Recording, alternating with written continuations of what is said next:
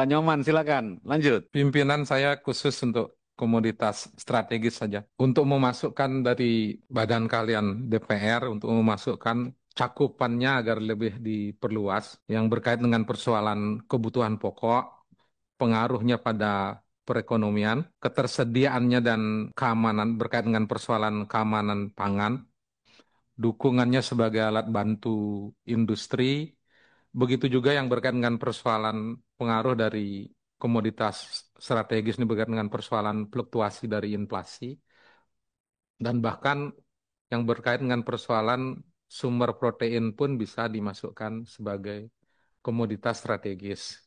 Oleh karena itu, konkret saya usulkan agar beras agar dimasukkan, jangan hanya 10 poin item itu, jagung, eh, singkong itu juga harus dimasukkan di samping juga usulan dari Pak Edi Purwanto tadi menyangkut tentang kayu manis, pinang itu sesungguhnya potensinya banyak, tetapi karena proses ilirisasinya tidak dilakukan selama ini sehingga dia menjadi potensi yang tidak terurus dengan baik. Begitu juga dengan persoalan daging. Benar kata Pak Beni tadi, kalau kita memang ingin melindungi para petani kita, peternak kita, ya memang budaya impor harus mulai dievaluasi, harus bahkan dalam jangka panjang harus di stop.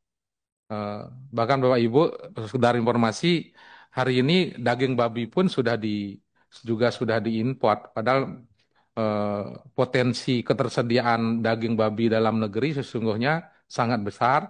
Ada daerah-daerah yang memang produksi daging babinya sangat besar, Sumatera, Bali, NTT, Manado, Papua itu cukup banyak menghasilkan, tapi juga dilakukan impor daging babi dengan berbagai alasan, entah berkait dengan persoalan kualitas dan lain sebagainya, tanpa melakukan pendampingan.